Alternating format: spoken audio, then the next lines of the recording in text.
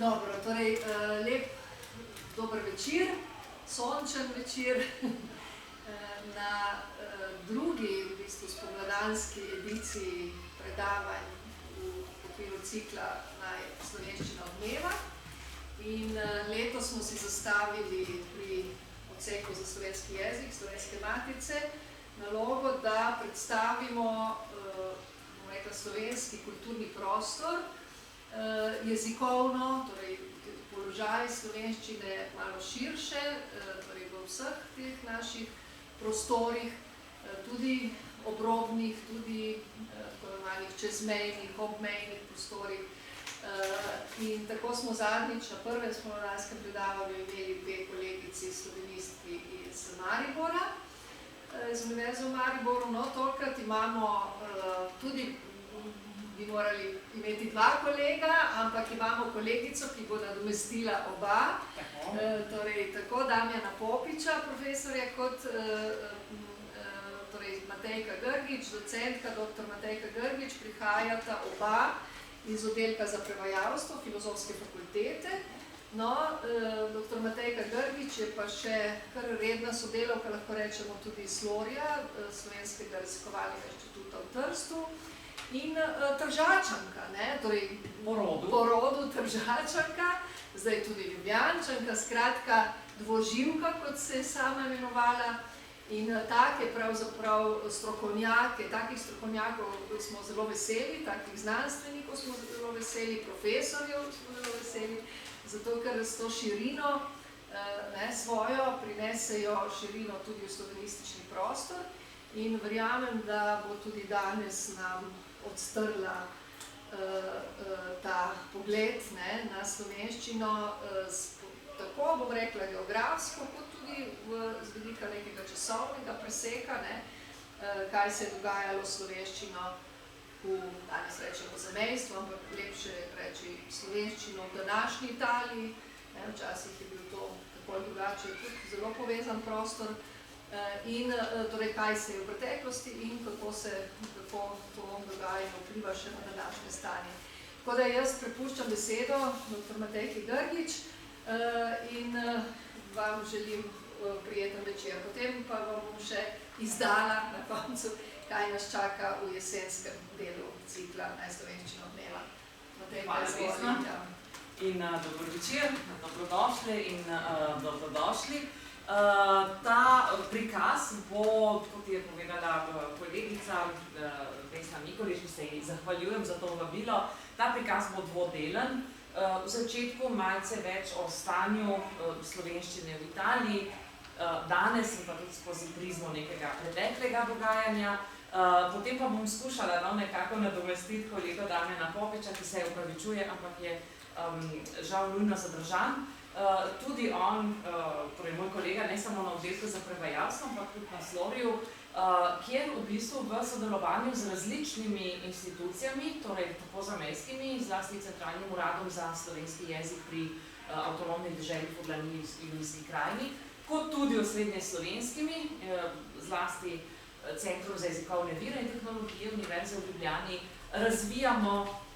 razvija naša ekipa računalničarjev in digitalnih jezikoslovcev neka orodja za v bistvu pomoč uporabnikom in uporabnicam slovenščine zunaj današnjih meja Republike Slovenije, bomo tako rekli. No, če gremo malce nazaj, sicer govorim občinstvu, ki boljše kot jaz pozna te zadeve, ampak težko govorimo o slovenščini v Italiji danes, če ne malce pogledamo zlasti v 20. stoletju. Ker to, kar se je dogajalo v 20. stoletju, v bistvu zelo vpliva na današnje stanje slovenščine, tudi na današnjo percepcijo slovenščine, na odnos skupnosti do jezika, vseh skupnosti, tudi italijanske, večinske skupnosti do tega jezika. Zlasti pa je dogajanje v 20. stoletju izoblikovalo jezikovno politiko, tako implicitno kot eksplicitno, kakršno imamo danes.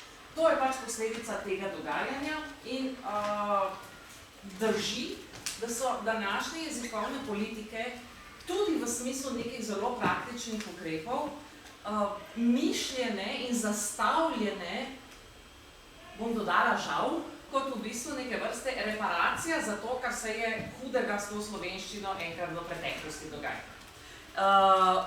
In to seveda je problem, s katerim se na več ravneh soočamo.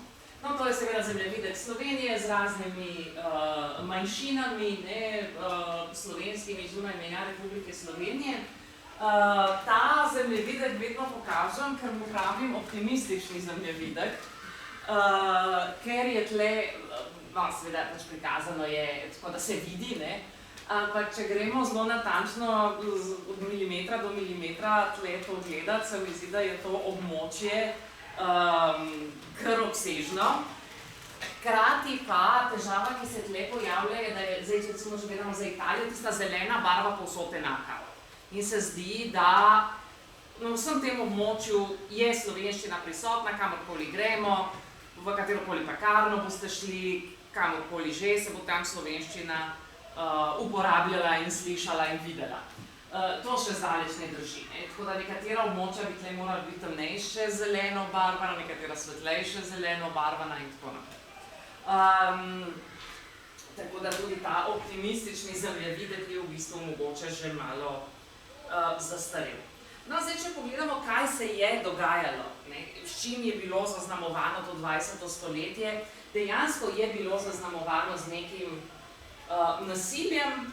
Zdaj, če pogledamo v tej najzgodnejši fazi jezikovne politike, torej takoj po drugi svetovni vojni, ko se je šele meja vzpostavljala, ta meja, ki jo poznamo danes med Italijo in takratno Jugoslavijo, v bistvu seveda spomin na fašizem je bil zelo živ, to si lahko predstavljamo. To je bilo tako, kot če bi, tako kot danes po covidu govorimo, če se vam predstavljamo. In seveda opazni so bili neki trendi, torej opuščanje jezika, zelo hitra asimilacija, negativen odnos do jezika, ne samo strani večinske skupnosti, ampak tudi manjšinske skupnosti, ki je ta jezik dojemala pogosto, seveda zdaj ne govorimo o vseh, ampak pogosto kot nek jezik, recimo manj izobraženih, vaških, revnejših, ranljivih skupin, bomo rekli danes. Prisotni so bili različni občutki, tudi strah kot eden od teh, sram mogoče, tako da tako recimo zelo negativno ozračje se je ustvarjalo. In seveda ideja je bila v bistvu zelo preprosta. Torej, kaj opažamo, pač prihajalo do nekega nasilja, ki je bilo še živo tudi po drugi svetovni vojni.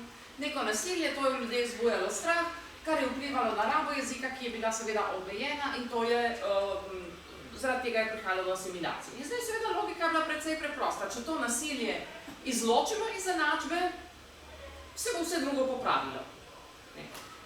Ampak okoliščine so se že takrat zelo spreminjale in spremenile v primerjavi s tem, kar se je dogajalo tudi 5, 10, 15 let prej. To je bil čas, ko se je začel napredek zelo pospešeno dogajati v naši družbi. Torej, družba iz leta 1955 ni bila družba iz leta 1950 in ni bila družba iz leta 1945. Čeprav je minilo šele 10 let, so se stvari začele zelo hitro, film se je začel zelo hitro vrteti. In tukaj sem vam dala to fotografijo Mario Magajna, znan tržaški fotograf, Slovenec, ki je zapisan v tržaško zgodovino s temi svojimi fotografijami in tukaj vidimo eno deklico z nekim temnopoltim dečkom, seveda takrat je bila ameriška vojska, prisotna v Trstu in to je fotografija, ki bi bila 10 let prej nemogoča. To je fotografija, če se ne motim, iz leta 1953 bila posneta, leta 1943 bi bila ta fotografija nemogoča. Tako da vidimo, kako so se tudi takrat v bistvu zelo hitro stvari dogajale. No, jaz bom šla kratko malo hitreje skozi, prehitro. Evo, jezikovna politika, implicitna in eksplicitna. Ko govorimo o eksplicitni jezikovni politiki, govorimo o zakonih, napisanih ali pač nekih pravilnikih. Ko govorimo o implicitni, govorimo o tem, kar pač skupnost na nek način izvaja, čeprav nikjer ni zapisano. Je potem v drugi polovici 20. stoletja v bistvu naslavljala neke teme, ki so bile takrat zelo in sociolingvistične teme. Ena od teh recimo je bila diglosija, torej ljudje so manjšinski jezik. Mislim, ne samo v Trstu in Gorici seveda, ali pa v Čedadu, ali pa tudi drugje. Opažali so, takratni jezikoslovci, da ljudje govorijo v nekem kodu, v nekem jeziku ali v narečju ali karkoli doma, torej v nekih zasebnih okoliščinah, ki veljajo za manj prestižne v družbi, večinski jezik pa uporabljajo v drugih okoliščinah, ki nasplošno v družbi veljajo za bolj prestižne. In zdaj problem je bil seveda ta, da veliko ljudi tega večinskega jezika ni poznalo ali ga je poznalo slabše in potem, če je nekdo šel recimo na občino za osebno izkaznico, da jim reči, ne karkoli, se je pač zelo slišalo, da je Slovenec, ker je italijanščino zelo slabo govoril, v bistvu kot tuji jezik. In zaradi tega potem spet, ljudje so se pač sramovali tega, se vedno bolj zapirali vase v svojo skupnost, kar je imelo tudi sicer negativne posledice na družbeni ravni. In zato pač kaj je rekla jezikovna politika? Dajmo pač tako urediti zadeve, da bodo imeli ljudje pravico, da ko grejo na občino, govorijo tam v svojem jeziku. In dolgo časa se ta pravica ni udejanjala, se je udejanjala le delno, pri tako imenovanih dvojezičnih občinah ja, pri enojezičnih občinah ne, skratka različne oblike so bile tega. Vmes se je pa družba zelo hitro spremenila. Prišli smo do leta 2000, oziroma po letu 2000 je tako neka taka simbolična prelomnica, ko so začeli na svetovni ravni jezikoslovci opažati nek trend, ki mu pravimo inverzna diglosija. Kaj pomeni? Pripadniki in pripadnice manjšinskih skupnosti v bistvu boljše govorijo ali bolj obvladajo, bolj suvereni so, se počutijo bolj suverene pri uporabi večinskega jezika kot pa svojega manjšinskega jezika, čeprav se v tem jeziku mogoče celo šolajo. Spremenile so se tudi okoliščine in danes ni nekaj zelo nenavadnega, ravno tržaški in goriški župan ne boste ravno pozdravljal v slovenščini, čeprav na zadnji deželni konferenci tudi je župan rekel dober dan, kar se zdi tako, taka velika, ampak če si predstavljamo pred 50 leti ne. In slovenščina in drugi manjšinski jeziki celo dobivajo prostor v nekem javnem življenju. Dejstvo pa je, da ga dobivajo samo v nekih, kako bi rekli, obrednih, folklornih okoliščinah, ne pa v nekem vsakodnevnem sporazumevanju. Torej ravno obratno, v pomembnih okoliščinah, ko je neka konferenca, ko so zbrani poslanci, župani, ne vem še kdo, mogoče kak obisk iz Slovenije, predsednica pride na obisk ali nekaj, bo celo tam slovenščina odmevala, v zasebnih okoliščinah, celo znotraj družin, med prijatelji, torej v neformalnih okoliščinah pa ne. Torej manjšinski jezik spodriva, torej večinski jezik spodriva manjšinski. Torej ravno obratno od tega, kar se je dogajalo z diglosijo. Zakoni, ki so v bistvu bili sprejeti v Italiji, tako imenovana zaščitna zakonodaja, torej zakoni za varstvo slovenščine in slovenske skupnosti v Italiji, so bili sprejeti konec 90-ih let in v začetku 21. stoletja, pa v bistvu naslavljajo diglosijo, ki je takrat že se začela umikati tem novim oblikam diglosije.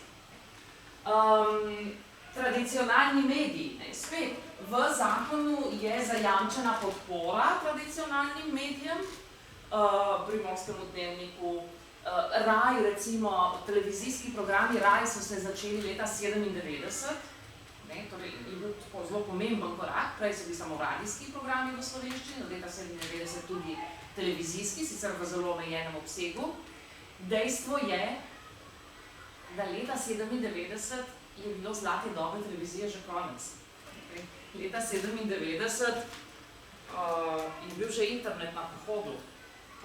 Jaz, ki nisem ravno internetni navdušenec, sem leta 1997 poslala svoj prvi mail. In če sem ga jaz, si predstavljate, kaj šele kdo drug. Torej, televizija se je v bistvu že umikala. V trenutku, ko smo mi dobili slovenske televizijske programe, v bistvu že televizija ni bila več moderna. Nič pa nimamo, recimo v nobeni zakonodaji pa nimamo nič o novih medijih. In tudi je zelo težko definirati, ne? Zakaj bomo dajali neka finančna sredstva nekim vplivnicam? Mislim, težko se to definira, ne? Ker so čisto neke drugačne oblike. Tudi ta razlaga, ne, narečje, knjižni jezik, ki jo poznamo pač iz teorije zvrstnosti slovenskega jezika, v trenutku, ko so bile okoliščine mogoče malo bolj togo postavljene, je bilo zelo jasno ali bolj jasno, recimo, kje govorimo v narečju, kje govorimo pogovorno, kje je knjižno pogovorno, kje je zborno. Plus minus je bilo jasno, se je še to dalo nekam povedati. Danes pa ne več. Danes prav z razmahom, torej vse več ljudi piše, vse manj ljudi pa piše v nekih takih formalnih okoliščinah. Vse več pišemo, vse veste, SMS-e, WhatsApp-e, pa si neke glasovna sporočila pošiljamo. Vse več je tega. In zelo težko je zdaj to kodificirati in mislim, prilično nesmiselno je zdaj to kodificirati, ne? Kako se morajo ljudje med sabo pogovarjati v gostilnjah, kjerkoli že. Tako da se zdaj pojavljajo ene take mešanice znotraj jezika, torej še ne govorimo o mešanici slovenščine in italijanščine, ampak že samo znotraj jezika, ne? Če bi mi zdaj se začeli tle, in pa da se bomo malo bolj interaktivno pogovarjali v drugem delu, bi slišali 5 različnih slovenščin, verjetno. Vsak od nas malce svojo. In verjetno vsak od nas obvlada 3 različne slovenščine, ki jih v različnih okoliščinah uporablja. Jaz sem zdaj pred enim mesecem sem vprašala na Padričah, če bi imela, če sem doma s Padrič sicer, ne, te vasi blizu Trsta, sem vprašala, če bi imela eno predavanje o pomenu narečij danes. In ker smo bili pač v vaškem društvu, sem jaz prvič v svojem življenju predavala v narečju. In sem odkrat, da jaz v svojem narečju ne znam predavati, ker nikoli ne predavam v narečju. Tako da teh mešanic, ampak če bi kdo rekel, pred 50 leti tudi predavanja potekajo v narečju, jaz mislim, da bi vsi malo čudno pogledali. Učenje jezika. Nekoč smo si tudi učenje jezika predstavljali malo drugače, kot si ga danes. Predstavljali smo si, da se pač usedemo, pride profesor, profesorca, nam ene stvari pove, naredimo domačo nalogo, pa če hočemo še kaj slišati, jaz sem imela nemščino v šoli, če sem hotela kaj slišati v nemščini, sem morala iti na Goethe-Inštitut v Trst, si sposoditi kaseto, jo nesti domov, takniti v unigramofon ali kasetofon, ali kaj smo že imeli, in tisto reč poslušati. Potem, ko sem to poslušala, vzeti kaseto, jo odnesti spet na Goethe-Inštitut in si drugo kaseto izposoditi. Danes je to tako, kot če bi rekla, da sem z dinozavrom šla tja. Danes tega pač ni več. Danes greš na telefon in poslušaš karkoli v kateremkoli jeziku, v več jezikih. Na Netflixu lahko kadarkoli gledamo katerikoli film v kateremkoli jeziku, mislim. Tako da tudi učenje jezika v bistvu poteka drugače. In danes govorimo o izpostavljenosti, torej koliko smo ljudje izpostavljeni različnim rabam nekega jezika v različnih okoliščinah. In pa seveda tudi te delitve, prvi jezik, prej neko sem rekla, ja pač ljudje grejo na občino in govorijo v večinskem jeziku, ne v svojem. Kaj pa pomeni moj jezik? Kateri jezik je zdaj moj? Tisti, v katerem sem odraščala? Pa če se je nekaj takega zgodilo v mojem življenju, da sem sicer, ne vem, odraščala do 3. leta v enem jeziku, potem, ne vem, sta še starša ločila, eden se je nekam preselil, ta drugi se je z nekim drugim partnerjem počil, pa smo začeli doma drugače govoriti, pa sem obiskovala neko še 3. šolo v 3. jezik. Kje je zdaj moj jezik? Te meje niso tako zelo jasne. Recimo italijanščina za meni. Jaz v slovenščini se še znam zelo jasno opredeliti.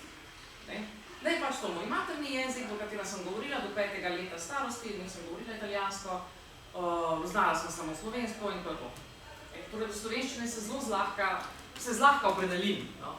Pa plus sem še pa jezik študirala, v tem jeziku delam, to je moj službeni jezik. To ni nekaj dvoma. Kaj pa italijanščina? Italijanščino sem se jaz začela učiti v bistvu formalno v 1. razredu osnovne šole. Ampak v bistvu že prej sem slišala to italijanščino. In meni italijanščina zelo všeč.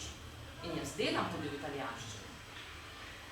In v nekih segmentih znam italijansko boljše kot slovensko, ker jaz sem šolo vožnje obiskovala v italijanščini. In če me verjamete, ne, še zdaj, ko moram avto peljati v mehaniko tle v Ljubljani, zdaj to, kaj zdaj? Ne? V italijanščini pa sem se unih 20 terminov, koliko jih je pač povezanih s tem avtomobilom, sem se jih pač naučila v avtošoli, ko sem se učila voziti. Tako da še vedno so ene stvari, ki jih na vse zadnje znam boljše povedati v italijanščini kot v slovenščini.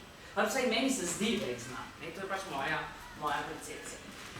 Danes govorimo veliko o sosedskih jezikih, recimo. Ne? Jezik soseda ni isto kot tuj jezik. Ne? Če se nekdo recimo v Sežani uči italijanščine, to ni isto, kot če bi se v Sežani učil kitajščine. Manjšinski jeziki, migrantski jeziki, kjer so dinamike na določen način podobne manjšinskim, v nekem smislu, v drugem smislu pa tudi ne. Kar so tudi zelo zanimive razlike. Tako da ena taka velika raznolikost je. Sodobne raziskave, ki veljajo tudi za slovenščino v Italiji, ne pa samo, kažejo na to veliko kompleksnost. Jezik in identiteta, ponavljam, jaz v svojem primeru še znam nekako tole opredeliti, ampak recimo do slovenščine, ja, do italijanščine pa spet ne, a se jaz počutim tudi delno italijanka. Na vse zadnje se, le en segment. Čeprav, mislim, oba starša sta bila Slovenca, ampak je segment mene, ki je povezan z italijansko kulturo, drugače kot recimo s francosko, ali drugače kot z nemško, ali drugače kot s hrvaško, recimo, ki jo tudi pač poznam. Ta identitetna razmerja se tudi spreminjajo. Ni rečeno, da to, kar je moja identifikacija pri 20 letih, bo taka tudi pri 40, bo taka tudi pri 70. Ta Slovenec sem, veste, tako je mati dijala, ko me je dete pestovala. V bistvu ni rečeno, da je tako.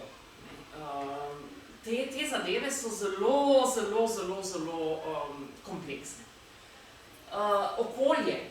Mi govorimo, kako pomembno je okolje, zato da smo jeziku izpostavljeni. Ja, ampak naš svet je v veliki meri virtualen.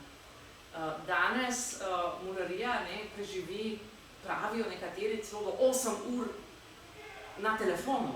Veste, kaj je 8 ur? To je en delovnik. To je polna zaposlitev, polni delovni čas.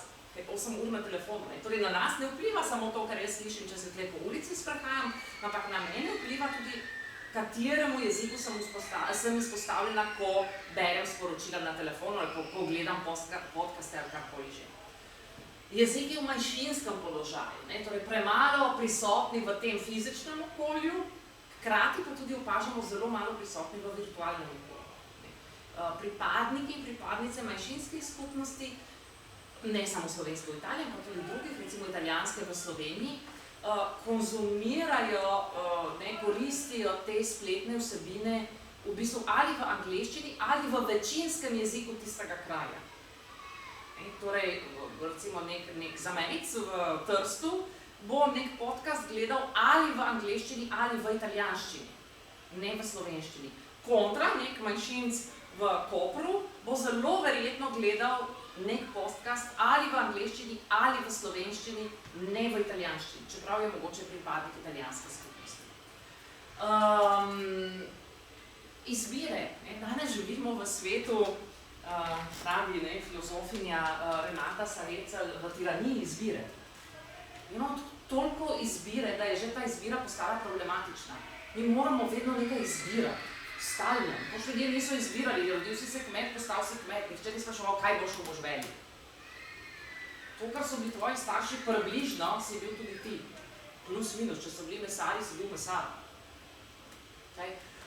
Danes ne. In tudi glede jezika stalno izbiramo. In na podlagi česa izbiramo? Raziskave zanimivo kažejo. Eno tako zelo zanimivo raziskavo so naredili med mladimi Katalonci. Katalonci, veste, so zelo močna skupnost. Zelo dobro zaščiteni in imajo kar močna ta tudi identiteto. kako izbirajo mladi jezik, torej ali katalonščino ali kastilščino, kaj na to vpliva. Zelo malo družina, iz katere so prišli. Vpliv družine je minimalen. Znanje jezika objektivno, tisto, ki se meri na testih, minimalno vpliva na to, ker oba jezika približno na isti ravni obvladajo. Ključni dejavniki, samo percepcija znanja, nekateri menijo, da katalonščine ne znajo, pa jo znajo super, nekateri menijo, da kastilščine ne znajo, pa jo znajo tako super. Odziv okolja in skupine, seveda, najstniki, vpliv skupine je močan pri najstnikih. Identitetne izbire, jasno, najstniki se hočejo tudi distancirati od svoje družine, kar je logičen proces. In pa, zelo pomemben dejavnik, dobro počutje. Mi v naši generaciji nas sklepam, kar se jaz spomnim, nihče ni vzgajal, da je dobro počutje vrednota. Jaz sem to prvič, da je užitek vrednota, sem se prvič učila pri filozofiji, ko smo pač delali epikurejce na spotju stojki in tam sem jaz prvič slišala, da je užitek vrednota lahko za nekatere. Okay? Prej ne. Danes pa je to ena od temeljnih točk, na kateri ljudje izbiramo, v katerem jeziku bomo govorili.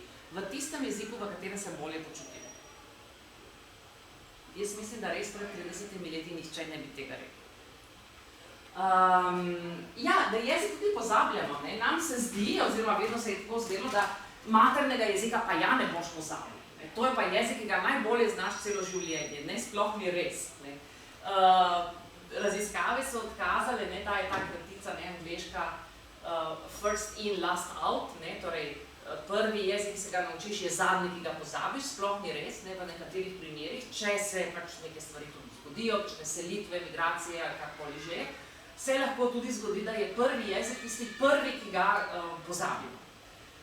Prihaja tudi do šibitve jezika, to v bistvu pomeni, da ga ne pozabimo, ampak smo tako bolj švoh v tem svojem jeziku.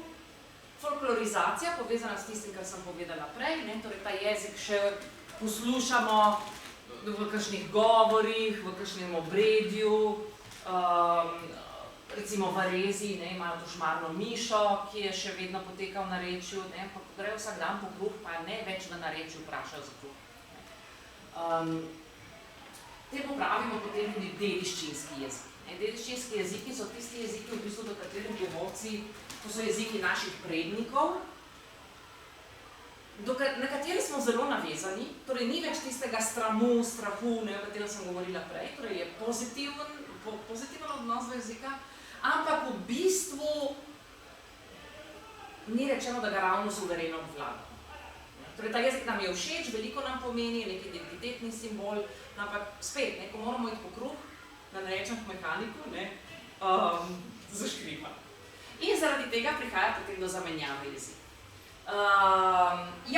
En trend, ki smo ga totalno, ki je že šel mimo nas, ki je vrh dosegel pravijo leta 2016 in je mimo, ta je šel, da ga lahko pozdravimo, čau, je trend tako imenovanega ublagovljenja jezika, commodification, language commodification, v pravi Angleži, kar pomeni, jezik je tržno blago. In mogoče zdaj pri slovenščini se to zelo ne pozna, ampak če si predstavljate, z angleščino jezikovne šole tržijo angleščino. Služijo denar na račun tega. Je tudi nekdo, ki se nekje predstavi z nekim kurikulumom in reče, jaz znam angleško, francosko, nemško in ne vem še kaj, pač se mu cena na trgu dela višja. Zdaj v slovenščini, za slovenščino ne sklepam, da so te številke, o katerih govorimo, malce nižje, ampak je. Še vedno pač nekaj tega obstaja in je. In na neki točki po krizi, zlasti leta 2008, ko se je začelo italijansko gospodarstvo, ta trend negativni je že iz 90-ih let v italijanskem gospodarstvu, prej so se ob meji ljudje učili italijanščine, zato, ker so rekli, otroci, mogoče pa boste našli službo v Italiji v 70-ih, 80-ih letih. Po letu 1992, po prvi taki krizi v Italiji, je bilo seveda to začelo upadati. Naraščala je tržna vrednost slovenščine. starši še danes vpisujejo otroke v slovenske šole v Italiji, rekoč, ja, imate pa opcijo več, lahko pa greste študirati v Slovenijo, mogoče boste našli službo v Sloveniji. Se pravi, ravno kontra. To, ko se je začelo to dogajati, tam okrog leta, no, potem je seveda Slovenija se osamosvojila, približala Evropski uniji, šengenska meja je padla, ne, torej vse te dinamike nekaj pač tudi pomenijo v tem, odprl se je trg in tako naprej. Takrat je bil čas, torej konec 90-ih letih, da se začne slovenščina ob mejah Republike Slovenije tržiti. Ker takrat so bili ljudje pripravljeni plačati, verjetno ne govorimo o nekih bajnih vsotah denarja, ampak če si predstavljate pač, če to damo v nek kontekst, recimo, si lahko predstavljate, da in je bilo veliko tečajev slovenščine, jih je še nekaj, ampak takrat jih je bilo res veliko in tega mi nismo znali izkoristiti. To je trend, ki je šel mimo nas. Nataša, ti imaš gotovo več izkušenj glede tega, ampak v zamejstvu definitivno se ta trend ni izkoristil tako, kot bi se lahko. V Sloveniji seveda drugače, ker so pač ljudje, ki se sem selijo, torej dinamike so manj drugačne, ampak v zamejstvu je ta vlak odpeljal mimo nas. Zakaj pravim odpeljal? Zato, ker prišlo je novo obdobje. Leto 2016 je nekako ločnica, zato ker je to leto tako simbolično, spet vzeta letnica, ko se je spremenila paradigma Google Translate in je Google Translate postal dober.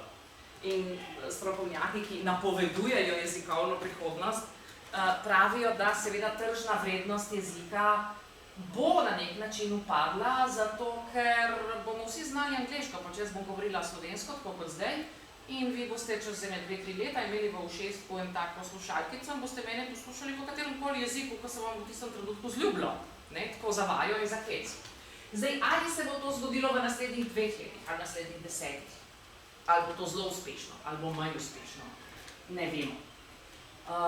Dejstvo pa je, da naša družba gre v to smer. Koliko časa bo potrebnega in kako zelo se bodo stvari spremenile, težko napovem. Ampak dejstvo je, da take dinamike se definitivno dogajajo. No, če se povrnemo v slovenščini v Italiji, to že poznate, kaj se z njo dogaja, močan vpliv italijanščine, ampak to je samo en faktor. In se smo veliko govorili o tem vplivu italijanščine še do nedavnega, in se sem imela tudi 10 leti, mogoče še dlje, eno tako predavanje kot današnje v lingvističnem krožku Filozofske fakultete, je bil takrat še profesor Orešnik. In sem govorila o nekih takih pojavih, je rekel, kolegica je rekel, to pa ni pojav stikanja.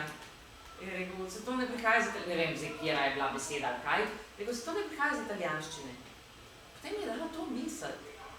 In res eni pojavi nima veze italijanščina z njimi. Ne vpliva italijanščina. Torej nekaj drugega vpliva.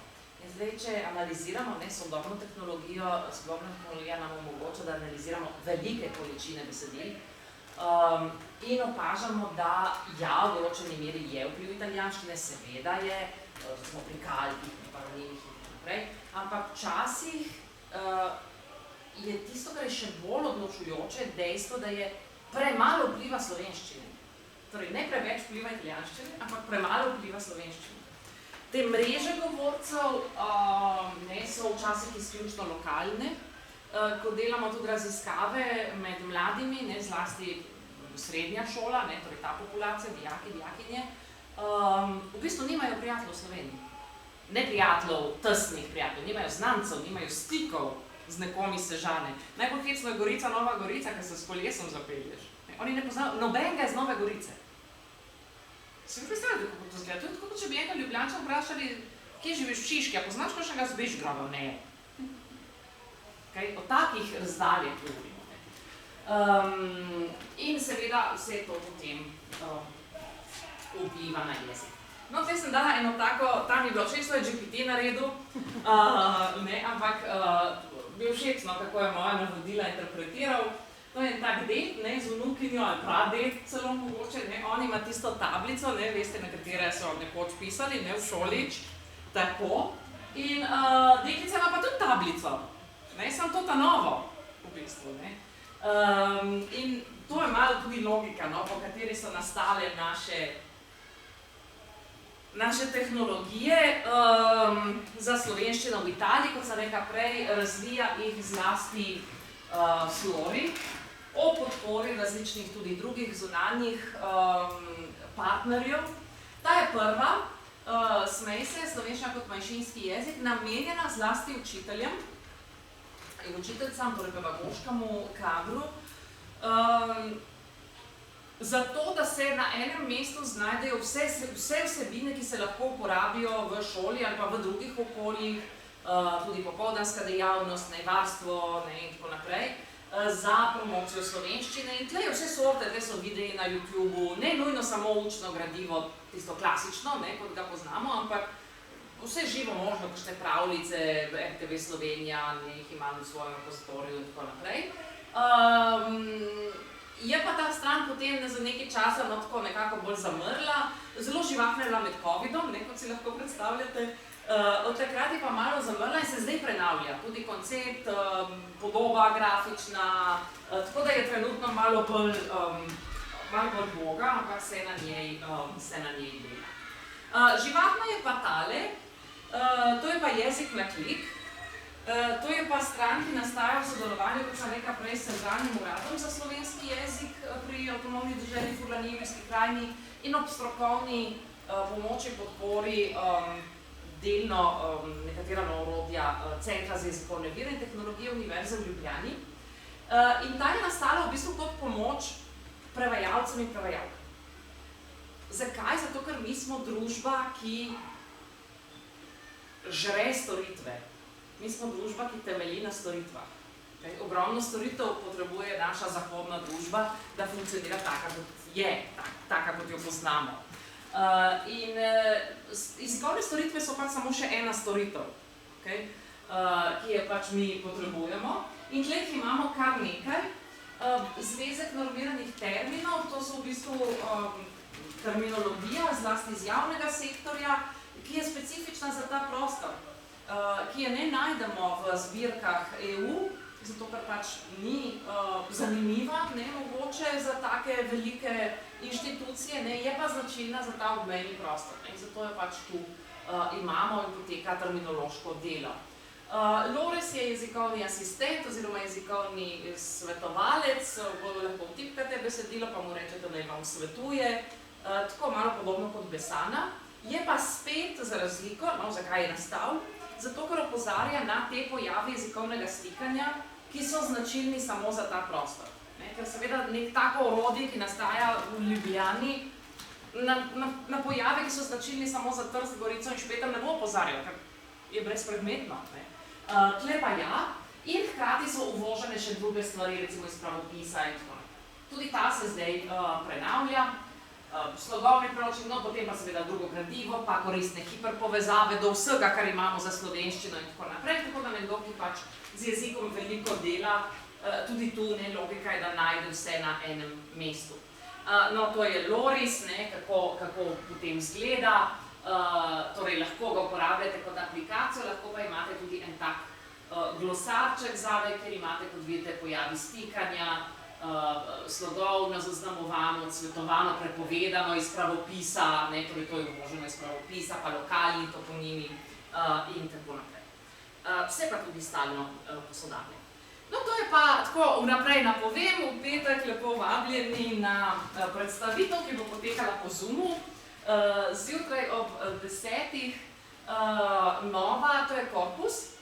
To so pa besedila, ki so popravljena, torej besedila, ki nastajajo na območju slovensko-italijanskega jezikovnega stikanja, torej v Italiji, slovenska besedila, veliko je medijskih, so pa tudi druga, in gredo skozi neko lekturo, neko popravljanje, kakršenkoli že proces nekega redigiranja tega besedila. In tu so zbrani popravki, torej vidimo, kaj je kdo v teh besedilih popravi. In tako lahko sprejemamo, gledamo, kaj se dogaja.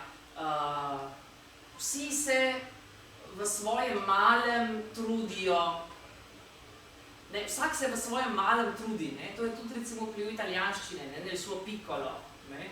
V slovenščini bomo pač rekli, da je tako, kot je tle lektorica ali lektor popravil, ne po svojih močeh se trudimo, ne po svojem malem.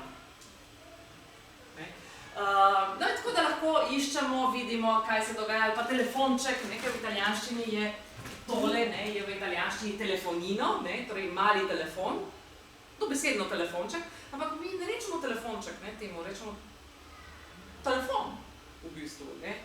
Tako da take stvari, no.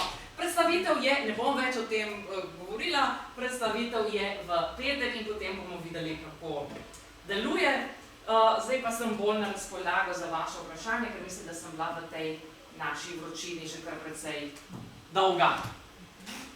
Evo. Hvala. Točna, ok, super. Tako da jaz nekaj povabila, ker smo v takem prijetnem, intimnem številu, da vprašate našo gostjo, spodbudite pogovor. Mislim, da je odprla pravzaprav veliko različnih vprašanj lahko, tako da izvolite.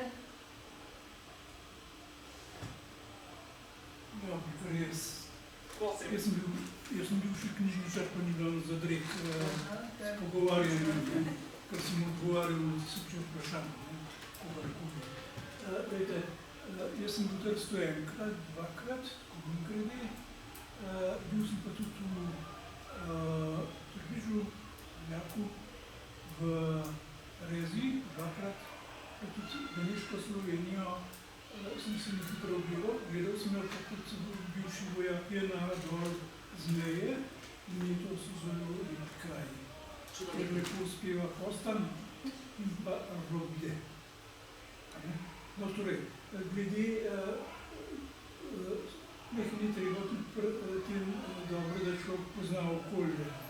Tudi glede preteklosti, s preteklostjo teh krajev Trsta in Benečije pa Rezije se prav ukvarjam šele zadnja leta, zdaj sem v penziji in sem pregledal te časopise, tržaške stare, pa sploh Goriške in tako. In opažam naslednje, da te stvari, ki ste jih vi omenila, vse zelo držijo, pa so pa mogoče še kakšni dodatni momenti, posebno je treba tukaj poudariti pozitiven vpliv v bistvu cerkve, na Beneškem tako imenovanih Ščidrnacov, šlo je eno zadnjih številk dvoma, piše cerku na Slovencev ne sme zapustiti. Se pravi, velik pozitivni vpliv na ohranitev slovenščine in na cerku in Kamaritu še ima, tudi v Trstu, vemo, pa seveda ostale stvari. Zdaj, glede zatiranosti, bi jaz rekel tako, ker sem dejansko tudi vse te stare časopise prebral, zatirano v Trstu niso bili samo Slovenci, ali tudi Hrvati. Pretekli so Hrvati, ene parkrat. Se proslike. Veste, najbolj asimilirana, vas kar prekinem, ker se mi zdi super iztočnica, najbolj zatirana v bistvu in najbolj asimilirana skupnost v Trstu, ne boste verjeli, ampak v 20. stoletju je bila nemška skupnost. Nemci so bili pred Prvo svetovno vojno skoraj če ne številčna večina, ampak definitivno skupnost, ki je imela oblast nad mestom, in so se ti Nemci v celoti ali izselili, torej šli so v Avstrijo po Prvi svetovni vojni, ali pa se totalno asimilirali. In to je spoznali čisto neke prav osebne zgodbe, ki mi jo je moja nona pripovedovala. In me je potem ta zgodba nekako spodbudila, da sem tako malo raziskala, sicer, kako bi rekla, bolj za prostem času kot kaj drugega. Ampak to je bila skupnost, ki je štela v bistvu 1/3, če vzamemo tako, tržaškega prebivalstva se je identificirala nekako ali opredelila za nemško skupnostjo, ali bila blizu nemške skupnosti, ali kakorkoli. V 90. letih je bilo Nemcev v Trstu 200, ne 200.000, 200. V tej skupnosti 200 Nemcev so bili tudi tisti, ki so se pač leta 80 preselili v Trst iz kakršnega koli drugega razloga. Tako da, na te zadeve večkrat, se opravičujem, se vas tako prekinila, ampak se mi zdaj tak zanimiv podatek. No, zdaj se ponujejo te nove varianti tehnološke. Zanimiv bi bilo pa videti, koliko se še uporabljajo ti stare dobri načini gojenja jezika. Da ne pripišemo cirko samo na sebi, to je bolj stvar domače vzgoje ali pa afinitete osebne, so pa tudi druge oblike društva, pa da ne rečem zabavne prireditve. Recimo jaz, znala je tista tržaška pesem 100 ljudi ne noter pride, ampak jaz, če vprašam, če hočem vedeti, a je en Koprčan te prav Primorca ali ni, pa vprašam, če pozna to pesem. In stalinistično naseljeni Koprčani Slovenci obratujo. Vsak veščan tem okolju, sem se pogovarjal, ker je skušnjami na raznih shodih, pa tako so to navadni ljudje to pesem poznajo. Ta pravi Primorci. Ne, politično posebej. Jaz bi se ravno na to navezala, ker ste omenili to razliko med novimi tehnologijami pa temi starimi načini spodbujanja jezika. In me res zanima, Matejka, bom izkoristila to priložnost, da vprašam lepo ker zdaj pač res že dolgo razvijate vse te tehnologije, ki po eni strani pomagajo pri raziskovanju jezika, po drugi strani pa so dejansko pomoč uporabnikom. In me zanima, zdaj, kakšne izkušnje so, recimo, kaj je najbolj se ti zdi, kaj pride najbolj prav uporabniku. In pa imam pa še eno vprašanje vezano pa na tvoj položaj tukaj zdaj, kot Ljubljančanke. Jaz sem se rojena v Ljubljani. A, celo? Ja, imam tako živahno zgodovino prehajanja z ene strani meje na drugo. No, ampak vseeno, si pač imaš izkušnje vseh okolij ali pa obeh okolij in me zanima, kaj zdaj občutiš, recimo, katere, stereotipe ali pa neke napačne, drugačne, nepričakovane poglede na Slovence, na slovenščino v Italiji tu, ki jih mogoče tudi ti nisi pričakovala, ali pa se ti kdaj počutiš neudobno, če se zaradi nekih drugačnih, kaj lahko rečemo tudi, kulturnih konceptov. Tako da, evo, te dve vprašanje imam. No, kar zadeva zdaj nove tehnologije, opažam, torej spremljamo njihovo uporabo, ker se to da tudi meriti, klike in te zadeve in povpraševanja. Kot sem rekla, za ta platforma Smej se, torej ta, ki je bolj povezana nekako z nekim pedagoškim delom, je bila hit med Covidom in je potem začela nekako upadati. Dejstvo pa je, da potem je tudi bil nekako bolj postavljen na stran ta projekt. In zato se je zdaj začel pač nek projekt neke revitalizacije te spletne strani, ki ne bi se zaključil tam do konca leta. Tako da bo potem prenovljena in z nekimi tudi novimi koncepti in tako naprej. S tem se potem ukvarjajo kolegi, tako da nisem najbolj obveščena, kaj se tam dogaja. Kar zadeva jezik na klik, hita sta tako imenovanih zvezek normiranih terminov, ki je res bogi, tako bom rekla, z leksikografskega vidika je bogi, ker je bilo treba to narediti zelo na hitro in smo rekli, boljše kot nič, naredimo v bistvu neko razpredelnico, italijanski, slovenski termin, kar je z vidika neke terminografske obdelave greh, ampak tako pač je. Zdelo se nam je, da boljše nekaj kot nič, zaenkrat, in se zdaj tudi ta prenavlja, tako da upam, da bomo zdaj v roku par tednov dobili tudi pač neko novejšo in malo bolj obdelano varianto tega. Ampak to ljudje kar uporabljajo, recimo tudi novinarji. Tudi novinarji v Sloveniji, recimo, ko morajo nekaj prevesti, nekaj, kar se dogaja, recimo v Trstu, naprimer mi imamo mestno vlado, v Italiji je mestna vlada in torej so tam neki ministri, ki pa se jim ne reče mestni ministri ali županovi ministri ali kaj takega, ampak se jim v italijanščini reče asesori in ni v bistvu nekega prevedka. In uveljavila se je lokalna raba odborniki. In komisija se je dlje časa ukvarjala, a je zdaj ta raba ustrezna ali ni, ali je smiselno jo spreminjati ali ne. In izkazalo se je, da ni smiselno jo spreminjati, ker pač je že tako uveljavljeno, da tudi ni neke druge ustreznice v Sloveniji. Da bi rekli, pa saj imamo nekaj drugega v Sežani. Ne, nimamo. ker mi imamo pač drugače postavljen mestni svet. Tako da to uporabljajo, ne? Torej novinari recimo, ne, veliko in v Italiji novinari slovenskih medijev, ne, in v Sloveniji pač poročajo kaj iz Italije in tako naprej. Tako da to smo videli, da se kar uveljavlja. Kar se tiče mene, ne bi rekla negativnih takih izkušenj, imam pa eno tako izkušnjo, ki je v bistvu v svoji tragiki hecna, in to je med Covidom, no, je ena, ne vem, kje so mene našli neka šola iz, če se ne motim, Novega mesta.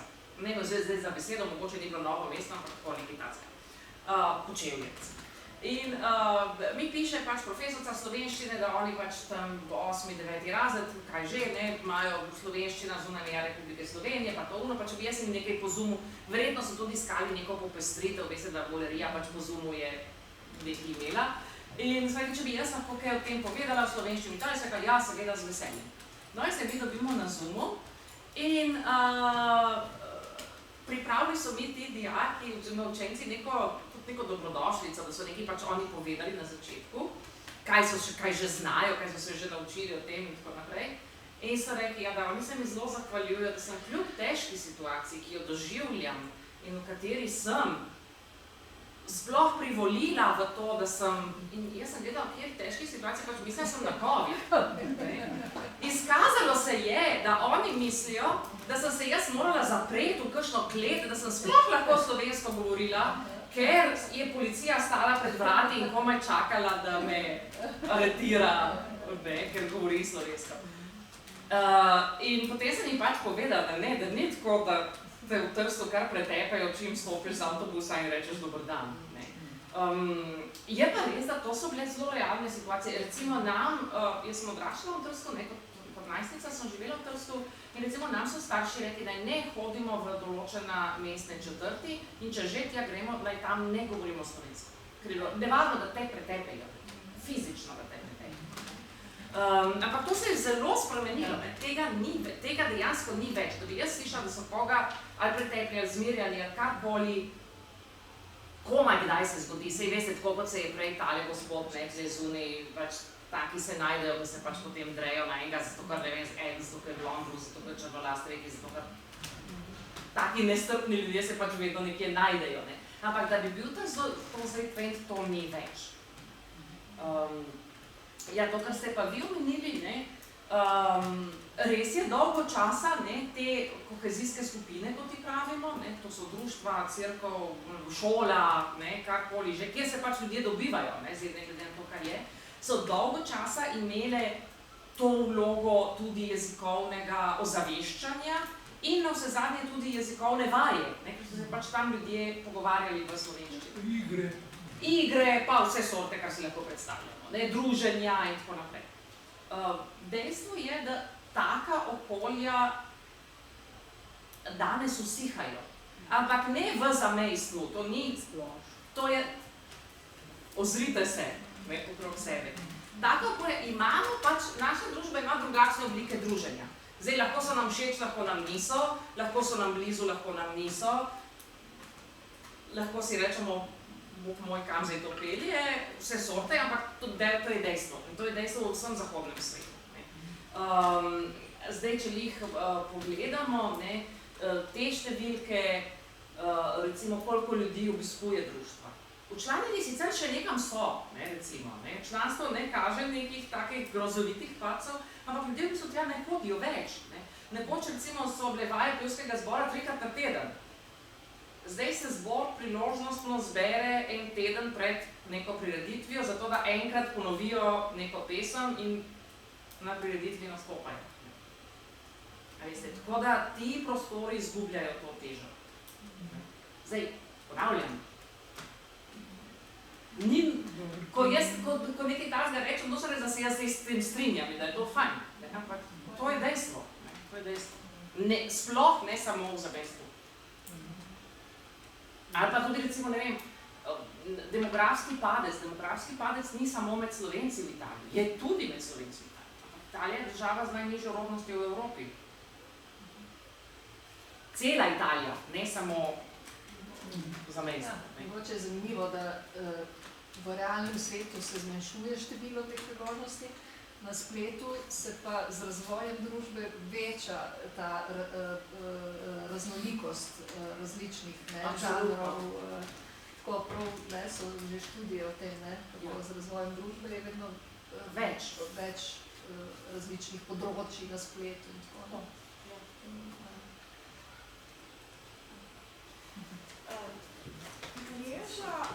Mreža raziskovalcev znotraj manjšinskih študij je kar razvejena in kar živa, se mi zdi, ker vem, da si radovedna in tudi po službenih dolžnosti spremljaš, kateri projekt, kakšne druge manjšinske skupnosti ali pa recimo tudi regionalnega jezika ti je ostal v spominu, se ga zdaj spomniš, za spodbujanje rabe v zasebnih okoliščinah, torej za spodbujanje rabe ranljivega jezika, manjšinskega jezika, morda tudi, ne vem, spreminjanje dediščinskega nazaj v... A je kaj takega, kar ti? Ja, zanimivo, da so tle, no za slovenščino je bilo tle kar precej narejenega na Koroškem, tam je bil kar poudarek na tem. Zanimivo je, da so v tem segmentu veliko bolj aktivni regionalni jeziki. Torej, ne jeziki čezmejni, slovenščina je pa čezmejni manjšinski jezik, ker je ob meji svoje referenčne države, matične države. Regionalni jeziki pa se nimajo na koga zanašati. Če si predstavljamo recimo katalonščina ali je v Kataloniji, ali je ni nikjer drugje, torej ne obstaja nekaj zunaj, na kar se lahko obesiš. In recimo tu so bili, ko sem bila Frizici, Frizici so ogromno naredili na tem področju. Oni so se pritoževali, ko sem bila tam pri njih, mislim, na zadnje leta 2021, takokoli. Oni so se pritoževali, ker friziščino, so rekli, preveč uporabljajo samo v promocijske namene. Torej, to friziščino držijo kot nek turistični, lokalni, ne vem, če si predstavljajo, kot če greste v Portorož, pa prodajo školjke. Tako, in so se pritoževali, da jezika ne moreš zreducirati samo na to, da tržiš. To ni več avtentično, ne? Ne, ni več avtentično, postane folklorno in tako naprej, so imeli celo, in je hecno, da se pa mi pa si prizadevamo, da bi bila slovenščina recimo prisotna na, ne vem, steklenicah vina, ki jih slovenski vinarji proizvajajo in tako naprej, v Italiji. Tako da lih je neko kontra, recimo oni, Furlani, nam bližnji, s katerimi tudi imamo neke projekte, ker vendarle to je ista dežela, torej tudi isti nekako zakonski, pravni okvir. Furlani so veliko naredili na tem področju. Zdaj, težava je v tem, težavi sta tle dve. Prvič, otroci se na neki točki, tam v najstniških letih, odcepijo od družine. Idejno, ne fizično, verjetno nikamor daleč ne grejo, ampak se idejno, in torej, če veste, to je tako, če mama reče, jej špinačo, boš rekel, vse bom jedel, sam špinače ne. In tako je potem tudi s tem jezikom, te raziskave so pokazali, da se otroci sicer kar dobro naučijo doma tega jezika, ga kar dobro usvojijo, ampak ga potem v dosti primerih kot najstniki pa potem opustijo, ta jezik. Recimo prav pri Furlanih. Oni se v družini potem še pogovarjajo v furlanščini, tudi v šolah zdaj imajo neke furlanščine, ampak med sabo mulerija, ko gre na pico, se pa ne več pogovarjajo v furlanščini. Ne zato, ker je ne zna, ampak zato, ker je pač ta vpliv družbe, socialnih omrežij in tako naprej. Tako da recimo Furlani nam najbližji so veliko naredili na tem. Zdaj, jaz mislim, da ni enega recepta, da rečemo, aha, samo v to dajmo vlagati. Samo v to dajmo vlagati, to bomo pospravili in to bo rešeno. Jezik pač nas spremlja v vseh življenjskih okoliščinah. In to pomeni, da je treba za vse te življenjske okoliščine nekako poskrbeti, da se dogajajo tudi v tistem jeziku, ki ga želimo podpreti. Tako da ne rešimo, če samo jezik v družini promoviramo, ne rešimo, če samo šolo promoviramo. Šolo ljudje itak sovražijo, to je dejstvo. Komu je bilo pa všeč matematika? kar se uči samo v šoli, verjetno, seveda je prav, da je slovenščina v šoli, da so slovenske šole, ne? Ampak spet, če je samo v šoli slovenščina, je postanete slovenščina tako kot matematika, ne? Ti pač ni všeč. Jezik v javni upravi, seveda ja, ne? Ampak kolikokrat pa gremo na upravno enoto? Čim manj v bistvu, ne? Tako da je treba pač različna okolja podpreti, ne? Kar ni najbolj preprosta stvar. Pa plus ne v družbi, ki se tako zelo hitro spreminja. Mi danes lahko podpremo, ne vem, 20 strani na Instagramu. Kaj pa veste, Instagram lahko se jutri ugasne in ne bo obstajal več. Ne? Živimo v takih zelo hitro spreminjajočih se časih, ne? Tako da so te stvari se zelo hitro spreminjajo. Ja, jaz imam tukaj samo eno tako zamisel, jaz sem bil knjižničar, ne? Delal sem prepotujoči knjižnici, se pravi, smo te običajne knjige, tudi čisto običajnih na vseh vozil, sposojali vsem vrstam ljudem, od otrok do starih. Glejte, stoji tudi, eno so tradicionalni načini narodnega življenja, pa širjenja jezika, tudi je dobro poznati sploh, ne? Se pravi, a Tržačani sploh veste, kdo so ti vaši najbolj znani Tržačani, recimo, tudi politiki, Nabergoj, potem tisti vaši znani župniki, bratje Čok, bratje Sila, Jakob Ukmar in tako naprej. A ti ljudi, sedanji Tržačani sploh vejo za nje, da so obstajali, pa kakšne lepe stvari. Tržačani, kjere starosti? Ja, ne vem, kjer. Jaz si nekje predstavljam, da je, veste, zdaj sem čez 50, ne, in si predstavljam, da je nekje po 50-ih, 40-ih neka ločnica, ne. Zdaj, seveda, o teh ljudeh se učiš tudi v šoli, ne, so del, recimo, nekega učnega načrta, ne. Ampak se veste, marsikaj je del učnega načrta, ne, potem... Ja, zaradi tega bi bilo dobro tudi, da so prvič take, mora poleg obstajati, poleg šol tudi še drugi načini, ne. Že včasih so to občutili, so gradili narodne domove, tudi v Trstu ga imate. Ja. No in tam se je odvijalo državno življenje. Imeli so tudi gospodarske dejavnosti, da je v narodnem domu bila tržaška posojilnica, da so tudi slovenske tržaške trgovine, obrti, kakšne potem razvid stik z bližnjimi Slovenci iz okolja, se pravi, da oni tam v Trstu sploh lahko kaj delajo, prodajajo in tako naprej.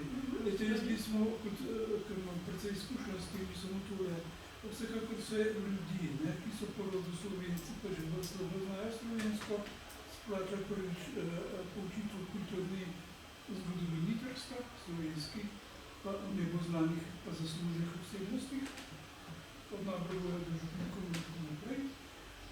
Potem pa imeti tudi sodobna izobraževanja, ne samo taka belšolska, ampak tudi sodobna izobraževanja o sodobnih aktualnih temah, recimo izobraževanja rabe računalnikov v slovenščini. Prava programskih jezikov, raznih omrežij in tako naprej, možnosti pisanja, sploh v Wordu ali ne vem kjerih jezikih, ne? Sprav slovenščini. Da mora to nekje, pred kako se je Word ali pa Excel rabil v eni angliščini, slovensko, da je predavatelj lepo slovensko to povedati. Prav te bolj sodobne, bolj fleksibilne načine bi bilo dobro. Jaz vam sugeriram to, ker dosti cerkev ni več to, včasih so bile Marijine družbe, pa take stvari zelo združujoče, ne? Zdaj pa to je v določeni meri zelo dobro ta način, ki smo ga menili, ne, knjižničar, te male krajevne knjižnice. In to se, Narodni dom, to so bile tiste velike prireditve, te male lokalna predavanja, tečaji poučni, od kuharskih do šivalskih in podobnih, ne, pa računalniških, so pa lahko takih malih knjižnicah, ki so velike to ta čas, kjer je noto nekaj knjig, pa predavatelji morajo biti prvi profesori dobri, pa taki fleksibilni, mlajši, prijazni, pa stvari zaživijo. Na več nivojih, ne? Ne, se pravi, slovenščino ne učiti ideološko, ampak enostavno za aktivno rabo slovenščine. To so predavanja, ki v eni aktualni potrebni temi v slovenskem jeziku. Morda obrtna predavanja o tem aktualnih obrteh, trgovini, pa ne vem če. Sem tako sugeriral. Še glede tega identitete, bi rekel. Identiteta je res malo taka stvar. Recimo, jaz bi podal kot primer identitete kar Rezija, ki sem bil vlakal. Rezijani niso imeli ne v cerkvi, ne v šolah, nikoli slovenščine, niti rezijanščine, malo mogoče, tisto je bilo naša šola. Ampak temu se oni ne bojo nikoli opredelili kot Italijani. Čeprav italijansko vlak je znajo, in so tudi vzgajani, tako državno kot jezikovno v italijanskem duhu. Pa niso pravi rezijani. Mi smo rezijani. Mi smo italijani. Znana, recimo tole, ko je, tiste stare slovenske narodobuditelje, kot je Peter Podrekar, Belečiji, v bistvu enostavno začel ta narodno-prebudni val s tisto znano pesmijo. Jaz nisem Slovenka, jaz nisem Italijanka in tudi ne bom. Jaz sem Slovenka in ljubim svoj dom. In tako dalje. In to so nadaljevali vse do, recimo, morda teh beneških fantov. Pojdem v Benečijo, svoj domači kraj, tam še govorijo, kot so nekdaj. In tako. Tako da raje na tam. Ne vse, se pravi, ne slovenščino ideološko, tako usilijo, tako enostavno zahtevno rabo. Zanimivo je tečaj, več v slovenščini. Ne se jezika, da se ga naučiš, ti nobene osiluje. Enostavno zdravo, tako normalno se ga naučiš. Hvala. Lep komentar. Pa te male knjižnice. Ja, pa male knjižnice. Tako je tak primeren izbor malo klasične vredne, posodobne literature, res uporabne. Tole pa je Luš Tržačan, kjer ga sliko zelo iščem, to je zelo pomembno, tudi kot teolog, dobro, Jakob živ 90 let, je tudi, mislim, že pred prvo vojno je en imel list Zarja, bolj katoliški, korekten. Hvala lepa. Je še kakšen komentar, vprašanje? Veliko, ampak bomo nadaljevali. Enkrat, ko bo malo hladneje. Ja, nič, potem bi se jaz zahvalila, najprej seveda dr. Matejki Grgič. Hvala za vabilo. In tu imam sicer eno darilce, ampak bom pa potem še, no, jaz se ti zdaj najlepše zahvaljujem. Hvala za vabilo. In mislim, da smo res lahko začutili, no, da živiš s tem prostorom, in s temi vprašanji, ne samo da jih raziskuješ, ampak da zelo globoko, tako kot je gospod predlagal, da se širi na ta način jezik, ampak Matejka Grgič tudi raziskuje na ta način, da občuti te teme. Tam imate tista okolja svoja, Sveti Ivan, pa kaj še, no, te razni kraji so, pa ne. In tam pač po eno, ne tako kot je bilo včasih, ampak po eno čitalnico, tako postopček, pa kakšen prijazen, fleksibilen družaven človek, noter Slovenc, ne.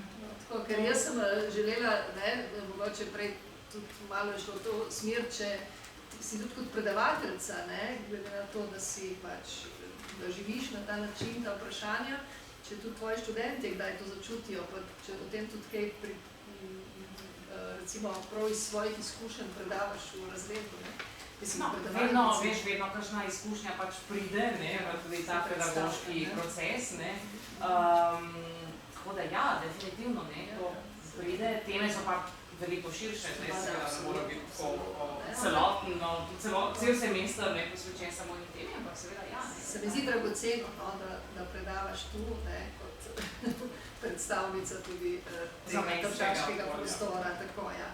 No, tako da, kot sem rekla, vam dobujem še napoved jesenskih tem.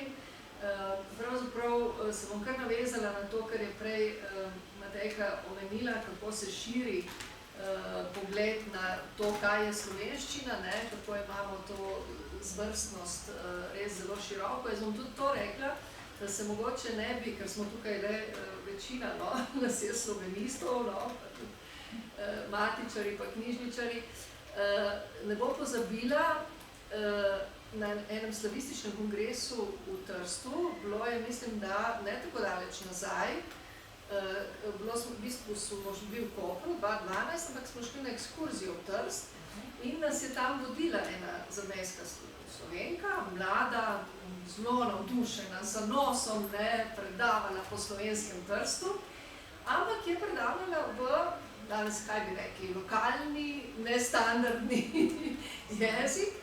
In se spomnim dveh slovenistk, ne, učiteljic, jih nisem poznala, ampak sta hodili za mano in kako izjemno kritični sta bili. Kakšen je to jezik, kako se ni naučili, kako nam lahko tukaj nas vodi v takem jeziku, mislim, kako lahko se je to je, ne, v takem položaju, to je morala slovenski, ne, mislim knjižni.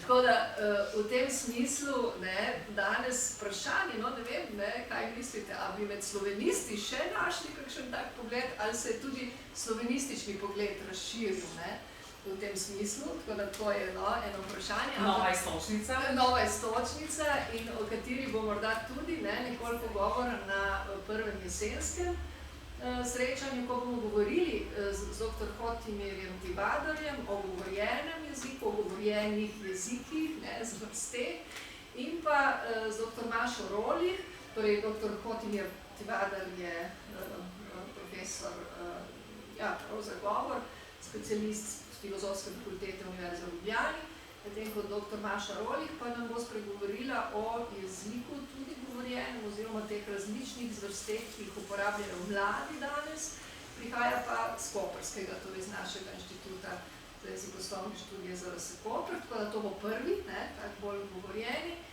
vidik slovenščine, potem pa v drugem delu, namreč, oziroma drugo predavanje pa se bo posvetilo mogoče, no, lahko rečem, bo en korak v književnost, ker vedno gledamo, da pokrijemo nekako tudi književnost. Tukaj se bova pa s kolegico dr. Alenko Žbogar z Filozofske fakultete v Ljubljani posvetili, in ne, v drugem delu bom še jaz nastopila, se bomo posvetili novim pristopom k branju, ne, torej kako danes mlade pa spodbuditi k branju, ne, tako v šoli kot izven nje. Nekaj ni uporabnega je treba ponuditi. No, to bomo se pa potem srečali, ne, pravim v oktobru. Nekaj je zanima, ker morajo drugače plačevati, da se naučijo.